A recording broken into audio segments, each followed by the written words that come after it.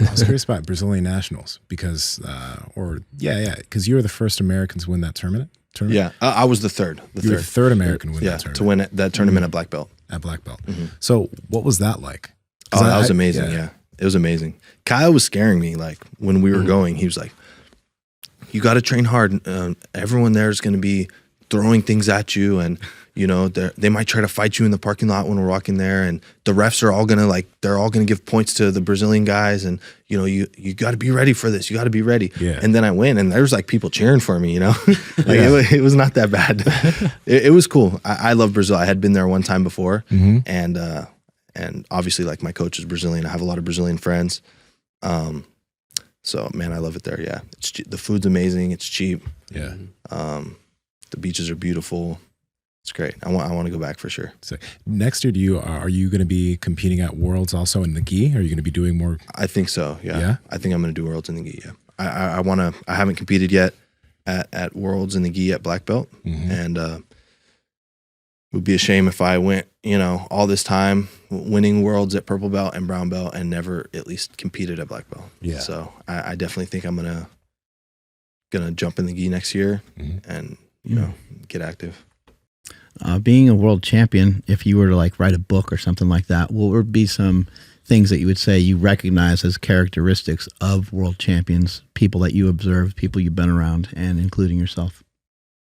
The number one thing is discipline, for sure. Discipline, sacrifice, and consistency. Power Project family, how's it going? So no matter what diet you're on or no matter what supplements you take, it's necessary as you get older to know what's going on under the hood. That's why I've partnered with Merrick Health. They're the premium telehealth clinic owned by Derek from More Plates, More Dates. And we have a panel that will allow you to get all of your labs done and checked in a super easy fashion. Andrew, how can they get it? Yeah, you guys got to head over to merrickhealth.com/powerproject. That's MAREK health.com/powerproject. And at checkout, enter promo code PowerProject to save $101 off of this comprehensive panel. Links to them down in the description, as well as the podcast show notes. What makes you uniquely good as a no-gi grappler? Because, a lot of guys are really focused on legs and being a leg lock specialist, but what is the thing that makes you different? Yeah, definitely wrestling. I would say my wrestling game's better than most guys. And then also the guards that I play are really good for no-gi. So I play mainly closed guard and half guard, which they both translate perfectly to no-gi. Yeah. So I think that's a big factor as well. Okay. And then also just the fact that I was focused on MMA for so long. Yeah. So I was always training a lot of no-gi, right? Most guys, they train either gi or no-gi. I was always doing kind of like 50-50 because I was preparing for MMA. Yeah. And go ahead. I was gonna say, what are some keys to like just not being fucked up from the sport? You mentioned lifting being pretty preventative. Is there some other stuff that you really put a lot of time or effort into? Even something like sleep. Like, are you really conscious of how much sleep you get and stuff like that? Yeah, definitely sleep. And I would say too, it depends on what that individual's goals are. If their goal is to be the best in the world, you're gonna break your body down. You're gonna have some injuries. You're gonna have to be in a state of being overtrained all the time. If your goal is just to learn the sport and you're passionate about it, take it slow. You don't have to train twice. You're not training for ADCC. You don't have to train twice a day every day. Get on a schedule that you can maintain forever. Because if not, I've seen so many times guys come in every single day. They train 6 days a week. They do double days on their day off from work. And then after they do that for 3 months, they take 6 weeks off. Because I always tell people, you're not going to be that good anyway. So just take your time. Yeah, that's perfect.